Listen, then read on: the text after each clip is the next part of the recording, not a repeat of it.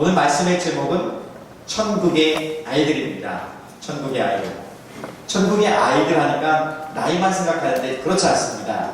오늘 천국의 아이들의 가치는 그 나이에 상관없이 천국의 가치를 소유한 사람들이라고 볼 수 있습니다. 오늘 그런 관점으로 함께 하나님의 말씀을 나누고 싶습니다. 아이들이 좋아하는 찬양 중에 제이어스의 여호와께 돌아가자 찬양이 있습니다. 가사를 한번 들어보세요. 내 백성이 나를 떠나 돌아섰지만 내 사람이 내 백성을 포기 못하니 내 모든 건 내어주고 나 그들을 얻으리라.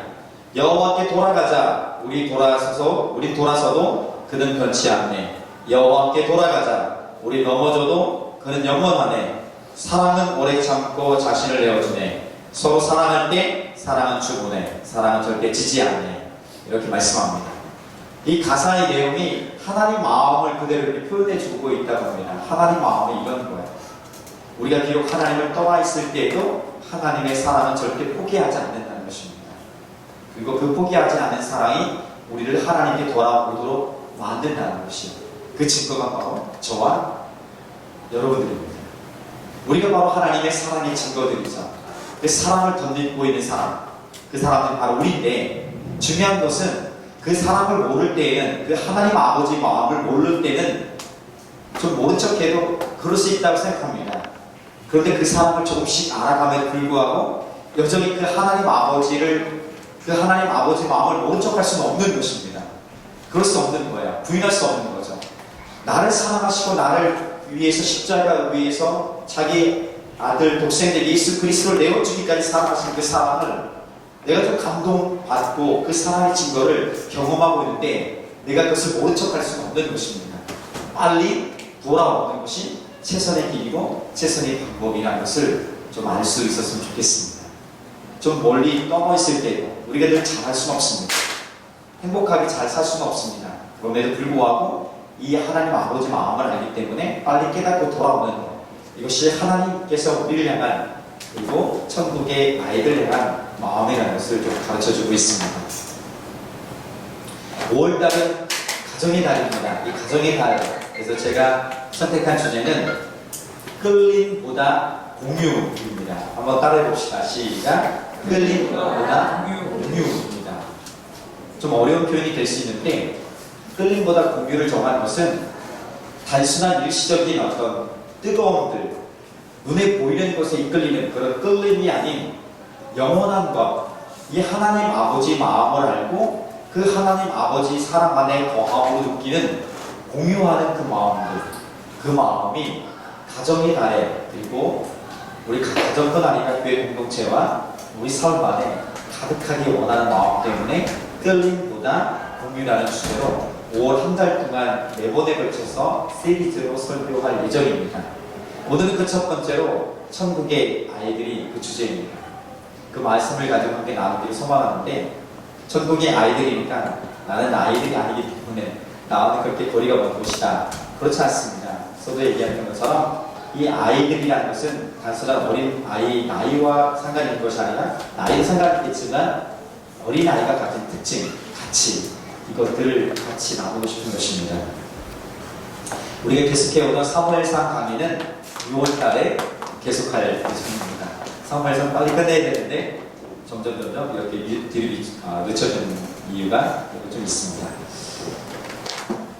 자, 단순한 끌림이 아닌 사랑을 공유할 때 그 사랑 안에 거할 때 비로소 우리가 끝까지 갈 수 있는 마음이 생기게 됩니다.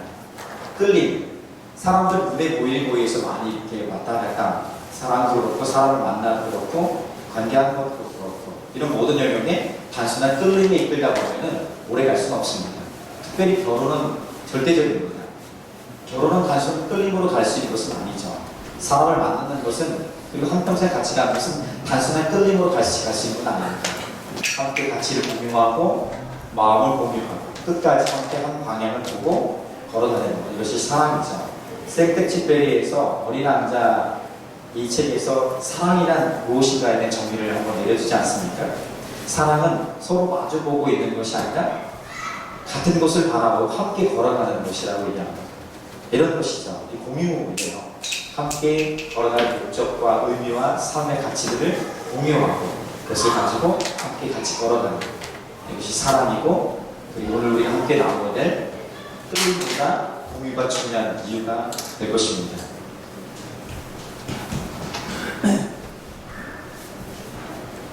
우리가 각자가 좀 다를 수 있습니다. 삶의 모양도 다르고, 삶의 어떤 기질도 다르고, 또 우리의 어떤 상황도 여건도 많이 다를 수 있습니다. 다를 수 있는데, 그럼에도 불구하고 하나님의 사랑이라는, 하나님 우리를 향한 사랑이라는 그 가치를 공유하는 순간에 함께 영업할 수 있는 길이 열려지게 됩니다. 오늘 그것을 좀 잡았으면 좋겠다는 마음이 있습니다. 멀리 있는 것이 아니라 오늘 내 가까이서 하나님의 사랑이 함께 공유되어질 때에 어떤 조건, 어떤 상황이 있을지라도 그 사랑을 위해서 좀 새롭게 되어지는, 회복되어지고 건강할 뿐 아니라 누군가에게 그 사랑을 나눠줄 수 있는 넉넉한 걸로 이렇게 좀 회복될 수 있는 길이 열려지기를 주님이 축복합니다. 자, 하늘 가족입니다. 천국의 아이들할 때 우리 가족의, 내가 속한 우리 가정의 아이들만 이야기하는 것이 아니라 우리 제자 공동체뿐 아니라 모든 예수 그리스도를 믿는 사람들은 하나님 나라의 가족이죠. 하늘 가족입니다. 이 하늘 가족이라는 개념을 좀 가지고 하늘 가족 안에 있는 그 아이들이 바로 천국의 아이들이고 천국의 보배들이라는 사실을 좀 느꼈으면 좋겠습니다. 그들에게 우리가 해야 될 일들이 있습니다. 그들에게 그 보여줘야 될 것이 있죠. 그들을 섬겨야 될 어떤 가치들이 있는 것입니다. 그 첫 번째가 바로 하나님 나라의 가치를 공유해야 합니다. 한번 따라해볼까요? 하나님 나라의 가치를 공유합니다. 하나님 나라의 가치를 공유합니다. 이 세상의 가치가 나쁜 것은 아닐 수 있어요. 하나님 만드신 것들은. 그런데 진정한 하나님 나라의 가치, 그것보다도 더 중요한 하나님 나라의 가치를 우리가 좀 공유할 수 있어야 됩니다. 그러니까 아이들에게 좀 보여주고 우리도 그 공유 가치대로 살아가는 모습들이 좀 모범이 될 필요가 있다는 것입니다. 자, 오늘 말씀 마태복음 18장 1절은 이렇게 시작합니다. 그때에, 자, 언제입니까? 그때에라고 시작합니다. 그때가 언제입니까? 이것은 18장 이전에 17장의 이야기를 보면 그때가 언제인지를 좀 예측할 수 있습니다. 17장의 내용은 이런 내용이 나옵니다. 베드로와 야고보와 요한이 예수님을 따라 산에 오릅니다. 근데 예수님이 산에 오르셨는데 예수님 모습이 막 변형되신 거예요. 예수님 모습이 변형되셔서 얼굴은 막 해같이 빛나고요. 옷도 그렇게 해같이 빛나는 그런 삶으로, 그런 모습으로 변형되신 것입니다. 거기서 멈춘 것이 아니라 그렇게 변형되신 예수님께서 엘리야와 모세와 이야기를 하고 있는 것입니다. 엘리야와 모세, 전설적인 영웅들과 함께 이야기를 나누는 거예요. 그 모습을 베드로와 야고보와 요한이 본 것입니다. 그때 대표적으로 베드로가 얘기합니다. 예수님, 주님, 우리 이렇게 해요.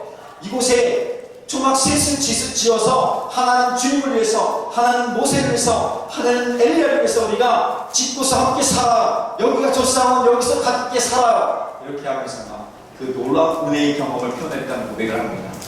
그렇게 지나면서 땅으로 내려옵니다. 그리고 17장 마지막 부분에서는 베드로가 대표해서 세금 문제에 대해서 예수님과 대화를 시작합니다. 이 17장 전체에서 두드러진 인물을 보면 베드로와 야고보, 요한인데 그 중에서도 대표적인 사람은 베드로예요. 베드로가 눈에 띄게 아주 대표적인 사람으로 나타나는 장면이 17장 전체에서 나타납니다. 바로 그때입니다. 그때에 제자들이 예수님께 나와서 질문하고 있는 것입니다. 그때 예수님께 나와서 질문한 내용이 1절 말씀 계속 이어지고 있는 거예요. 한번 1절 말씀을 같이 읽어볼까요? 시작. 그때 제자들이 예수께 나와 이르되 천국에서는 누가 크니까? 천국에서 누가 크니까? 아주 순수한 의도를 가지고 질문한 내용은 아니에요. 그들의 마음과 어떤 내용을 품고 있냐면, 지금 보니까 베드로가 제일 잘 나가는 것 같아요. 이대로 가다가 베드로가 꽉 잡을 것 같아요.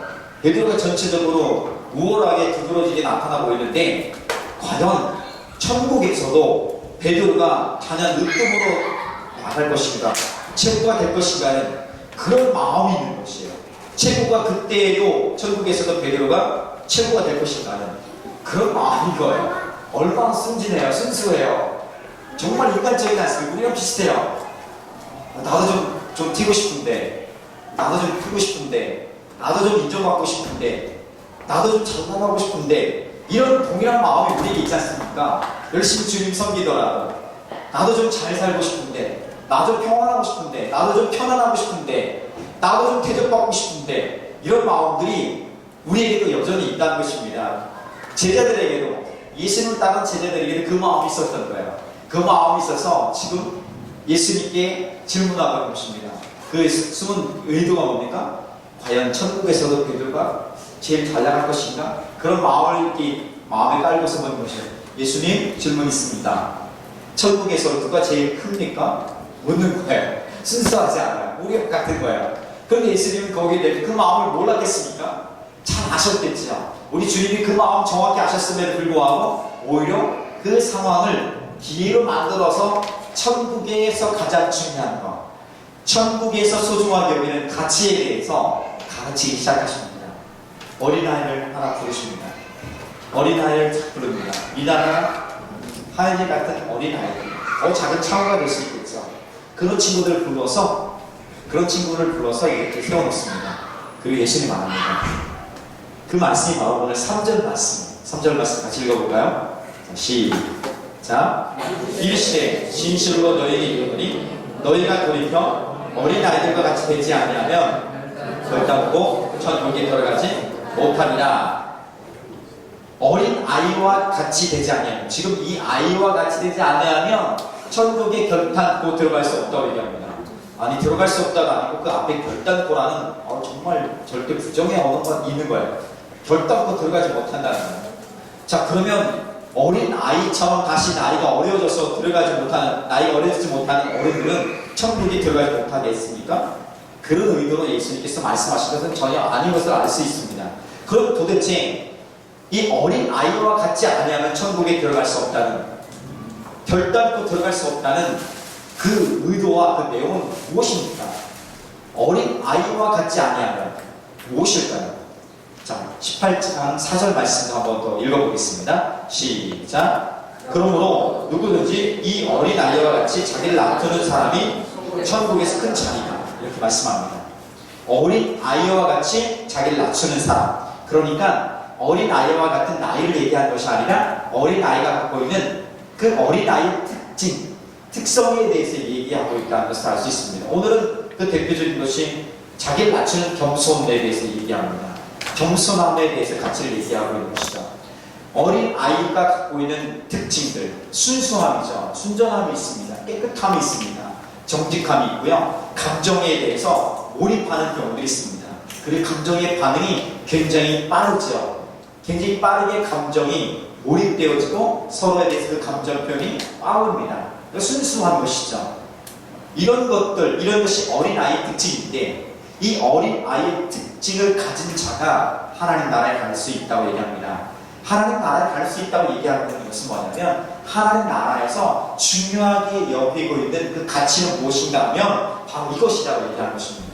어린아이들이 갖고 있는 그 특성들, 순수함들, 깨끗함들, 몰입함들, 그리고 감정이 빨리 대응하는 것들, 정직함들, 이런 모든 특성들이 어린아이의 특성이라면 이것이 천국에서 소중히 여기는 특징이고, 바로 이런 천국의 가치를 소유한 사람들이 바로 큰 자라고 얘기하고 있는 것입니다.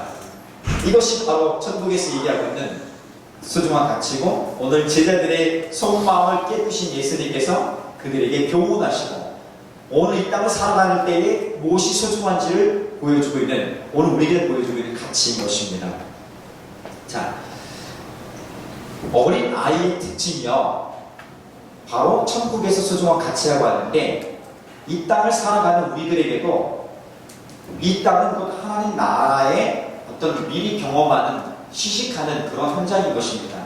완벽하진 않지만 하나님 나라를 미리 좀 경험하고 미리 볼 수 있는 그런 상황의 삶을 살아갈 수 있는 것이 바로 이 땅이죠. 자, 그러면 나중에 천국에 가서만이 그 어린아이의 특징 가치들만이 소중하게 적용될 것인가? 아니라는 것입니다. 오늘 이 땅을 살아가는 지금 우리에게도 이 가치들은 여전히 최고의 소중한 가치로 하나님 여기신다고 우리가 말씀해 주고 있는 것입니다. 하나님께서 이 땅을 살아감에 있어서 그 어린아이가 갖고 있는 최고의 순수함, 깨끗함, 정직함, 그리고 몰입함, 감정에 대해서 빨리 반응하는 것, 이런 특징은 오늘 우리에게도 지금 우리가 살아가는 우리 가정과 교회 공동체와 학교와 그리고 직장 모든 영역 속에서 동일하게 적용될 최고의 가치라는 것을 우리에게 가르쳐주고 보여주고 있는 것입니다. 자, 어떻습니까, 여러분? 그렇게 우리가 좀 그 가치를 가지고 살아가고 있습니까? 쉽지는 않아요, 그렇죠? 정직과 순수함과 성실과 몰입하는 이런 것들이 최고의 가치라고 얘기하는데, 실제 우리가 학교에 가보면 초등학교는 지금 시험이 없지만 중학교도 좀 1학년들의 시험이 줄어들었지만 여전히 가면 갈수록 여전히 중요한 것은 시험입니다. 시험 중에서 무엇이 강조됩니까? 국영수예요, 국영수. 국영수예요, 국영수. 그럼 모든 것보다 다 제일 중요한 건 뭡니까? 우리 아이들이 가르칠 때 다른 건 못해도 국영수는 잡아라, 이렇게 얘기하고 있는 거예요. 이거 오늘 우리 교육 시스템이 이래요. 무시할 수는 없습니다.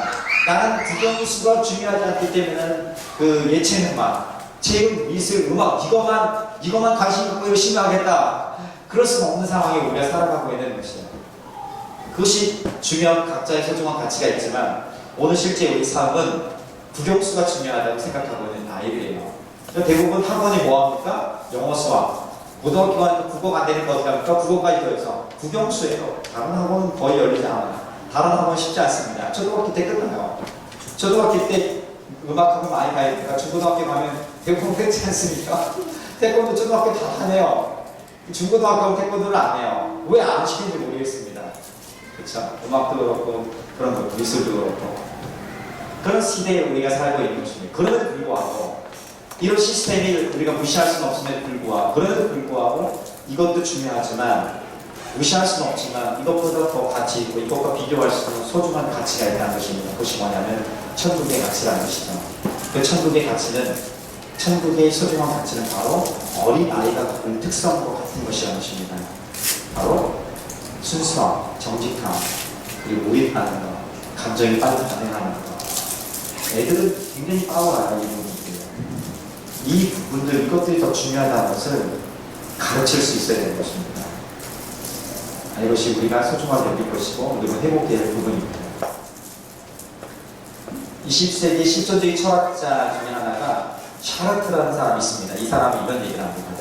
인생은 영어 알파벳 중에 B와 그리고 D 사이에 C다 얘기합니다. 그러니까 B는 뭐예요? 자, 하면 birth. 그래서 출생, 탄생을 얘기하죠. 그 다음에 D는 death를 얘기합니다. 그러니까 태어나고 죽는 것 사이에 C, 초이스, 선택.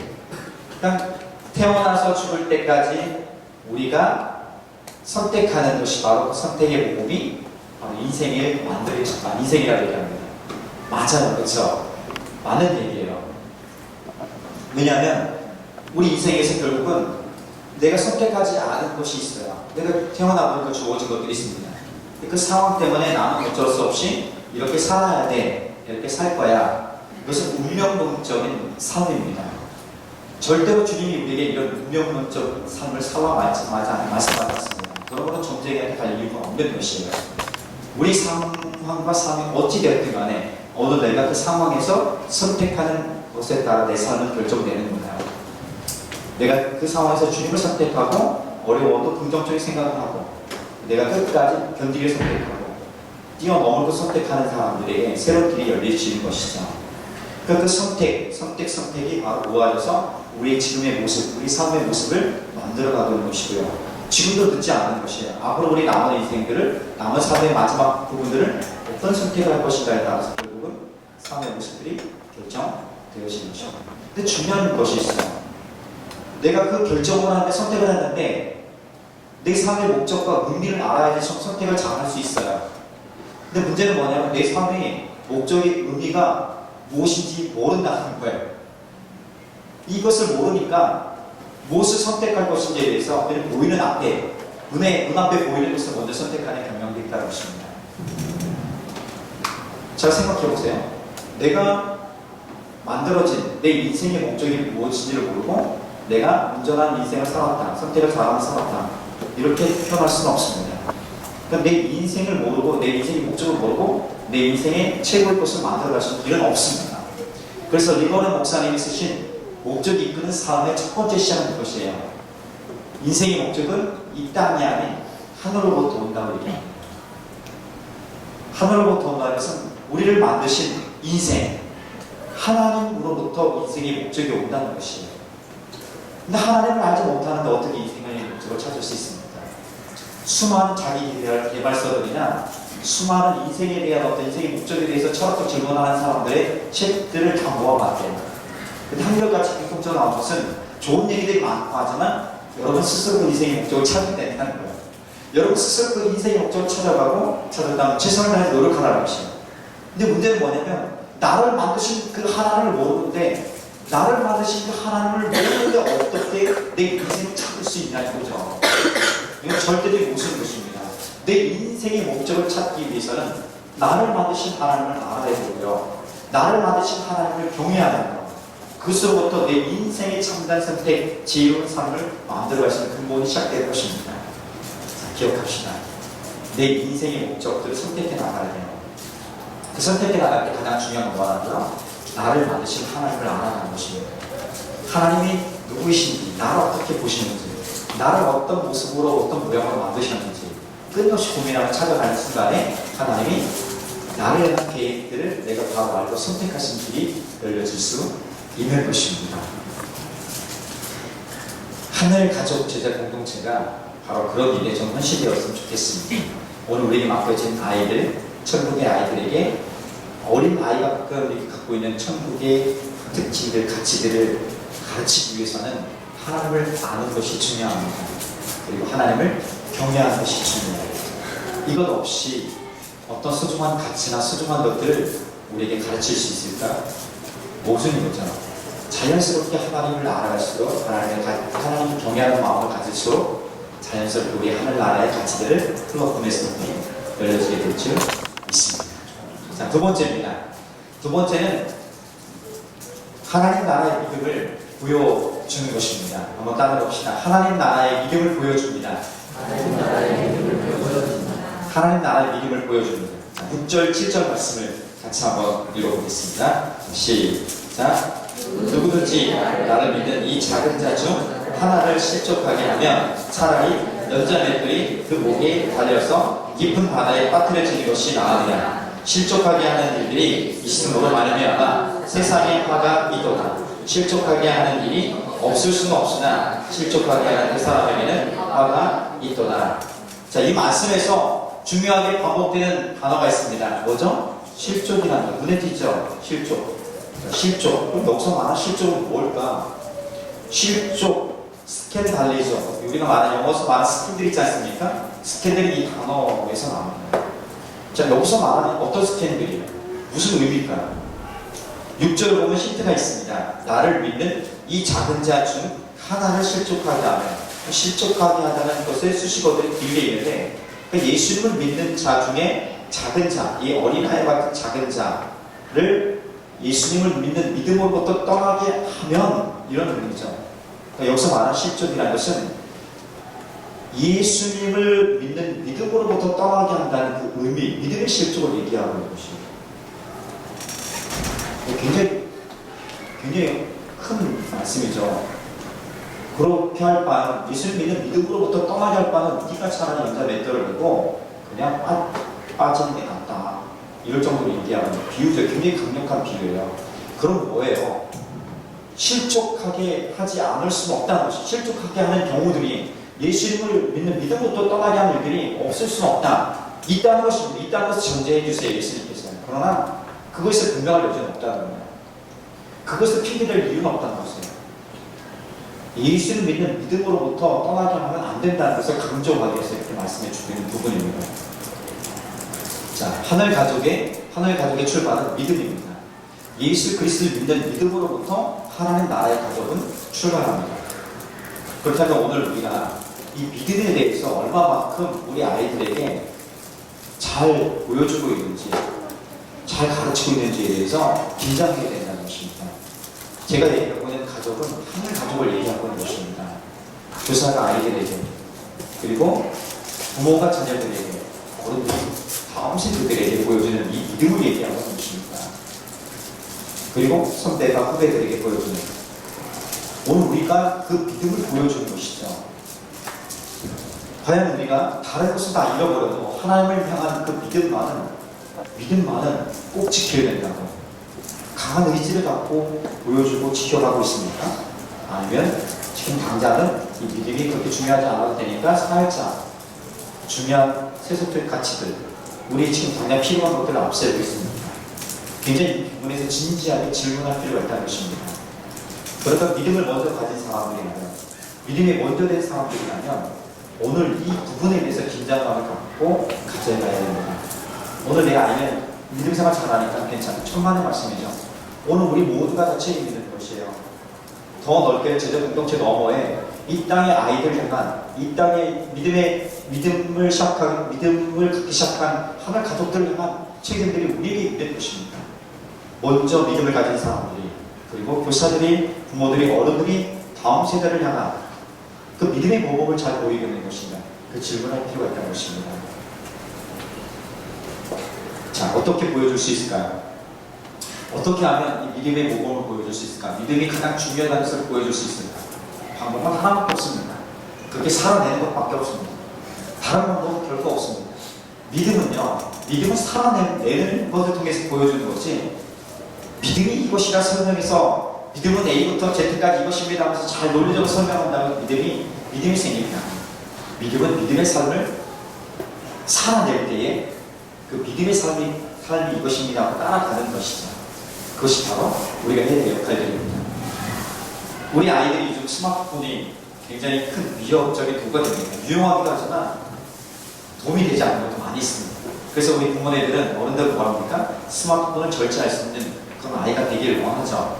자, 스마트폰을 절제하기를 원한다면 먼저 어떻게 됩니까? 먼저는 어른들이, 먼저 부모가 어떻게 됩니까? 교사가, 부모가, 어른들이 어떻게 됩니까? 스마트폰을 절제할 수 있어야 돼요. 나는 못하면서 너는 절제하라. 너는 하지 마. 이런 어떤 폭력이 어디 있습니까? 이런 폭력이죠. 그럴 수는 없습니다. TV 때문에 요즘은 텔레비전 잘 안 보고 요즘 스마트폰이 같지만, 예전에 텔레비전 때문에 아이들과 굉장히 힘들어하는 부모님들이 많았습니다. 자기는 텔레비전 보면서, 자기는 몰래 보면서 아이들을 보지 말아요. 이것도 역시 말도 안 되는 거예요. 텔레비전을 치우던지 같이 보지 말아야 돼요. 둘 중에 하나를 해야 될 것입니다. 아이들이 좋은 습관을 기르기 위해서 책 읽는 습관. 그래서 요즘 강조를 하도 많이 들어서 책을 많이 읽고 책을 읽는 습관을 길들이면 아이들이 훌륭한 아이들이 될 수 있을 거라, 좋은 성품을 가질 수 있을 거라고 그런 기대가 많이 갔습니다. 그리고 우리 교회 공동체에서 제일 또 강조하는 것 중에 하나가 뭡니까? 말씀을 묵상하는 거예요. 실천하는 거예요. 우리 그대로 살아가는 것입니다. 그래서 굉장히 강조하고 성경 읽는 것도 굉장히 강조합니다. 근데 중요한 것은 내가 그것을 보여주지 않는데, 내가 듣게 하지 않고 성경 읽지 않고 책을 읽지 않고 공부하지 않는데 열심히 가르친다고 될 수 있는 게 아닙니다. 이런 것들은 소중한 가치들은요, 내가 행할 때 가르침이 아닌 그냥 뒷모습을 보고 따라오는 것입니다. 이것이 바로 천국의 가치, 천국의 최고의 믿음을 가르치는, 믿음을 보여주는 방법이 유일한 방법인 것입니다. 그래서 예수님도 제자들과 함께하면서 말씀으로 비유로 얘기하시면서 그대로 살아낸 것입니다. 그러니까 예수님의 삶을 보고 그대로 따라갔던 것이죠. 우리도 그런 것입니다. 교사가 하는 모습 그대로 따라가는 거예요. 우리 어른들이 행하는 그런 성령의 모습을 그대로 따라가는 거예요. 집안에서 우리 부모의 모습을 그대로 따라가는 거예요. 그래서 나는 절대 닮지 않겠다는데 결국 커보면 어떻게 됩니까? 닮아 있어요. 똑같아요. DNA가 아니면 그것 때문에 그런 것이 아니라 사람의 모습이 한 명이 그대로 닮아가고 있기 때문에 그런 것입니다. 그래서 우리가 먼저 기도하는 흉내라도 내야 돼요. 책을 읽는 흉내라도 내야 돼요. 스마트폰을 과감하게 일부러 의도적으로 나는 스마트폰 오늘 하지 않을 거야 과감하게 내려놓고 놓는 모습을 보여줘야 돼요. 그리고 책을 펴거나 큐티책을 펴거나 혹은 성경 편을 읽는 것들을 해야 되는 것이 어디서? 애들 옆에서 의도적으로 해야 돼요. 졸더라고. 심지어는 내가 성경책 읽고 책을 읽으면 좋음이 오면 잡지책이 좋아. 그림 많은 잡지책이라도 가져고 와서 펴는 거예요. 그러면 되는 거예요. 그 노력을 누가 알아요? 우리 아이가 알아요. 그 최소한의 것을 노력도 하지 않고 어렵다고 너무 안 되겠지 않습니까? 꾸벅꾸벅 책을 읽더라고요. 근데 우리 아이는 아는 것이에요. 그것이 바로 믿음의 모범을 보이는 방법이에요. 어려운 힘들어도 말씀을 내가 하나님을 얘기하는 것을 그리고 주님을 향한 그 믿음을 지켜가는 것을 어떤 상황에도 내가 주님을 구하는 것을 보여주는 거예요. 그러면 닮아가는 거예요. 항상 좋을 수는 없어도 그것 때문에 가는 것입니다. 그렇게 보여줍니다. 제자 공동체가 처음 2012년도 세워질 때 저희 아이들하고 이제 주일학교가 조금씩 구성될 때가 있었어요. 저희 아이만 유일하게 교회를 다녔던 경험이 있는 친구들, 나머지는 경험이 없는 친구들이에요. 부모네들도 교회에 나오지 않았기 때문에. 그럼 어떻게 해요? 찬양이 뭔지, 예배가 뭔지, 기도가 뭔지 모르는 거예요. 그래서 막 왔다 갔다 하고, 화장실도 왔다 갔다 하고, 예배 때 이거 두드리고, 뒤에 사람과 막 얘기하고, 왔다 갔다 하고, 막 그런 굉장히 산만함이, 근데 산만함을 기다렸었어요. 참았죠. 기다리는 거예요. 왜? 모르니까. 그런데요, 시간이 지나면 재미난 일이 일어납니다. 아이들이 기도할 때 그 기도를 어떻게 하는지 아는 거예요. 우리가 기도는 손 모으고 기도하는 것이 한 번도 가르친 적이 없어요. 근데 아이들이 손 모으고 기도하고요. 기도할 때 자연스럽게 마치 그 옆에 있는 어른들이나 선배들, 선생님들 하는 모습을 따라서 이렇게 하고 있는 거예요. 예배 때도 마찬가지예요. 예배 때도 지금 똑같이 보고 있는 거예요. 알겠습니까? 예배도 그렇게 닮아가고 있는 거예요. 똑같이. 심지어는 선생님들이 눈물 흘려 기도할 때가 있어요. 선생님 눈물 흘려 기도할 때 딱 보니까 그게 슬픈 감정이 드는 거야. 그러니까 이렇게 구경하고 선생님 슬픈 마음으로 선생님 보니까 그러다가 어떻게 합니까? 휴지 갔다가 선생님 눈물 이렇게 딱 꽂히는 거예요. 기도하는데. 그랬잖아요. 내가 다 알고 있습니다. 그런데 재미있는 것은 뭐냐면 조금 더 지나고 나니까 아이들이 예배자가 돼가고 있어요. 아이들이 예배에 풍성한 마음의 도구가 되어지고 있고요. 그리고 자기네들이 눈물 흘리며 기도하고 있어요. 그럼 되지 않나요? 아무리 많이 성경 공부를 많이 하고 대학원 학사학위 받았어도요. 그렇게 해서 주님을 닮아가는 믿음이 충만합니다. 사울의 경험을 통해서 믿음은 철저한 경험적이에요. 그러나 물론 이성적인 경험, 이성적인 것이 뒷받침이 되지만 그 이성이 생각이 경험되어질 때 진정한 믿음으로 나타납니다. 그렇게 자라가게 되는 거죠. 그런 모습이 너무 예쁜 것이죠. 하늘 가족의 우리 어른들, 그리고 교사들, 그리고 우리 선배들 믿음의 모범을 보일 수 있는 주님을 축복합니다. 자, 마지막 하나 더 보겠습니다. 무엇을 우리 아이들에게 가르칠 것인가? 천국의 아이들에게. 천국의 아이들은 하나님 나라의 보배라는 것을 가르쳤으면 좋겠습니다. 하나님 나라의 보배. 그 말씀이 오늘 5절 말씀에 정확하게 표현되어 있습니다. 5절 말씀 같이 읽어볼까요? 시작. 또 누구든지 내 이름으로 이런 어린아이 하나를 영접하면 곧 나를 영접합니다. 그러니까 어린아이를 영접한 것이 곧 예수님을 영접한 것과 같다는 것입니다. 나를 영접하면, 그러니까 어린아이를 영접하면 예수님과 한 것이 똑같다고 얘기하고 있는 것입니다. 가족을 잘 섬기면 하나님 섬기는 것과 똑같은 거예요. 오늘 우리에게 맡긴 소그룹을 잘 섬기면 하나님 섬기는 것과 똑같다는 거예요. 나와 상관없는 그 누군가가 오늘 나를 도와달라고 할 때 좀 도움을 구할 때 그 도움을 했으면, 도움을 줬으면 똑같이 하나님 섬기는 거예요. 하나님 섬기는 것과 별반 다름없다고 말씀하고 있는 거예요. 근데 우리는 가치를 어디에 둡니까? 고상하고 거룩한 것을 막 착각을 하고 있는 거예요. 주님 앞에 헌금 드리는 것은 하나님 가장 기뻐하실 것처럼 하고 지나가는 어려운 사람들에게 작은 것을 나눠주는 것들은 좀 덜 떨어지고 좀 생각해요. 절대 그렇지 않아요. 하나님 동일하게 보는 거예요. 같다 이거예요. 이것이 주님 우리에게 말씀해 주는 거예요. 어린아이를 섬기는 것 자체가 그 당시 어린아이는 인구 개수에 들어오지도 않고 그 존재감이 별로 없었던 상황입니다. 그때 예수님이 그 어린아이를 얘기하는 것이에요.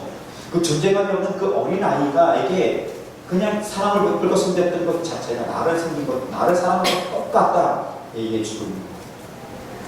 오늘 하늘 가족의 교사나 어른들이나 선배, 믿음의 선배들이 우리 아이들을, 우리 한 천국의 아이들을 그렇게 천국의 보배처럼 여길 수 있었으면 좋겠습니다. 내 아이가 아닌, 내 아이만이 아닌 내 옆에 있는 그 누군가. 그렇죠. 동일하게 여길 수 있어야 돼요. 내 아이가 천국의 아이면 내 옆에 아이가 천국의 아이인 것이에요. 동일한 그 마음을 갖고 함께 섬겼으면 좋겠습니다. 10손가락 있죠? 깨물면 다 아파요. 근데 이상하게도요, 여러분 잘 알 수 있지만 어른들은 안 아파요. 깨물면 유독 아픈 손가락이 있어요. 깨물면 아픈 손가락이 있어요. 똑같이 10손가락을 다 사랑하는데 유독 그 아픈 손가락이 있어요. 그래서 마음이 더 가는 친구들이 있어요. 있어요. 왜 없겠어요? 그래서 정말 손가락이 더 아파서 실험하는 거 지금?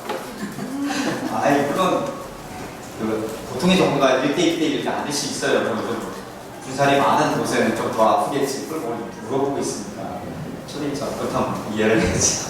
자, 어쨌든 그 유독 아픈 연약해서 좀 돌봐야 될 사람이 있고요. 유독 마음이 좀 이렇게 잘 통하는 마음이 잘 통하는 사람이 있고 말이 잘 통하는 사람이 있습니다. 네, 그런 사람이 있습니다. 그런데 그래서 우리는 편애라고 하죠. 편애가 있는 것은 사실입니다. 편애가 있는 것은 사실이지만 편애가 있다고 드러내는 것은 절대로 안 되는 것이죠. 그것을 내가 편애받고 있구나, 내가 편애받고 있다고 생각되는 순간에 그것은 엄청난 상처인 것입니다. 가정에서나 학교에서나 그 교회 공동체에서나 우리가 속해 있는 곳에서 그런 것은 치명적인 상처가 된다는 것을 잊지 말아야 돼요. 그 때문에 편애할 수 있는 것이 사실입니다. 왜? 더 연약하기 때문에 돌볼 수밖에 없는 거예요. 그러나 절대로 들키지 말아야 돼요. 들키면 안 되는 거예요. 들키면 위험한 거예요. 절대적으로 위험해요. 그렇기 때문에 어떻게 해야 됩니까? 들킬 자신이 없어서 아예 편애하지 않는 것이 지혜로운 방법인 것입니다. 우리 삶의 자리인 하나님의 보배로서 다 똑같이 사랑해요. 그런데 유독 마음이 가더라도 그것에 대해서 편애하지 않는, 그렇게 결정하는 그런 마음들이 더 소중하다는 것을 우리 좀 가지고 갔으면 좋겠습니다. 얼마 전에 제가 이렇게 운동할 때 끼는 블루투스 이어폰이 있습니다. 아침 운동을 하는데 없는 거예요. 어디가 찾아보니까 참 주머니에 이렇게 전화 넣어놓고 그냥 세탁기를 돌려버립니다. 여러분, 저 제품 세탁기에서 돌아갔다 살아남겠습니까? 살아남을 가능성이 있습니까? 여러분 생각 어때요? 가능성이 없죠. 안 행사는 꺼내서 했는데 안 되는데요. 이게 뭐요? 이거 뭐요? 집어던졌어요. 그때 우리 둘째 아이가 아빠 잠깐 하고 얘기하는 거예요. 좀 기다려보라고. 버리지 말고 며칠 좀 놔둬보라고. 혹시 전화에 들어올지 모른다. 기대감이 저에게 전혀 없었습니다. 전혀 없었죠. 근데 놀라운 기적이 며칠 후에 일어났습니다. 며칠 후에 살아났어요. 그 전혀 감각이, 충전할 때 전혀 감각이 없었던 블루투스 이어폰에 전원이 들어온 거 아니겠습니까? 전원이 들어올 뿐 아니라 이 블루투스 연결에 대해서 음악이 들려지는 거예요. 이야, 기가 막힌 얘기가 난 거죠. 나는 큰 소리 치는 거 목에 힘이 굉장히 많이 가더라고요. 먹으라고. 근데 하나 문제가 있었어요. 똑같이 살아났는데 잡음 이생이 잡음. 무슨 소리가 나는 거예요. 정말 거슬려요, 저에게. 제가 이거 살아났다는 것을 자랑하고 싶은 것이 아니라 물건도요, 한번 깨어지면 완벽하게 복원될 수 없습니다. 새로운 것을 똑같이 구입하기 전에는요. 하물며 사람의 마음은요, 사람과 관계는요, 깨어지면 완벽하게 복원될 수 없는 거예요. 그럼 어떻게 해야 돼요? 깨어지지 않도록 해야 돼요. 깨어져 갖고 있는, 완전히 깨어질 때까지 내버려두면 안 된다는 것이요. 금이 갈 것 같다. 금이 가는 거 이상하다. 소문해지는 것 같다. 금이 가는 것 같다. 그때 빨리 움직이는 거예요. 뒤로 미루면 안 되는 거예요. 자녀와의 관계, 누군가의 우리 안에 관계 연결되지 않습니까? 이것을 그냥 괜찮겠지 내버려두면 점점 그 금이 심각해져서 결국은 너무 늦어서 완전히 깨어져서 회복할 수 없는, 회복하더라도 온전한 것을 만들 수 없는 그런 관계가 되어질 수 있는 것이에요. 그 전에 우리가 움직여야 됩니다. 금이 가는 것 같다, 금이 가져 있는 것 같다, 이 정도도 우리가 회복할 수 있습니다. 문제가 좀 있는 것 같다, 이런 상황은 빨리 움직이는 거예요. 그때 즉각적으로. 그러면 회복의 길이 열려지게 됩니다. 그것이 하나님의 보배를 품고 있는, 하나님의 보배를 향한 우리들의 자세라는 것을 믿습니다. 그 마음으로 회복되기를 예수님의 축복합니다. 자, 말씀을 이제 읽습니다. 시편 127편 1절은 이렇게 말씀합니다. 여호와께서 집을 세우지 아니하시면 세우는 자의 수고가 헛되며 여호와께서 성을 지키지 아니하시면 파수꾼이 깨어 있음이 헛되도다 얘기합니다. 하나님께서 함께하지 않으면, 하나님께서 도우시지 않으면 아무것도 아니라고 얘기합니다. 우리 힘과 노력으로 지금 우리가 어린 아이들에게, 천국의 아이들에게 천국의 가치를 보여주고 믿음을 보여주고 천국의 보배로 섬겨주는 것, 이것이 다 될 것 같은데 이것이 아니라 그 전에 하나님이 우리를 도우시지 않으면, 우리를 지키고 보호하지 않으면 아무것도 아니라는 것을 고백하는 믿음이 있었으면 좋겠습니다. 그것과 함께 오늘 말씀을 나누는 세 가지 함께 우리 삶에 적용되고 있음을 축복합니다.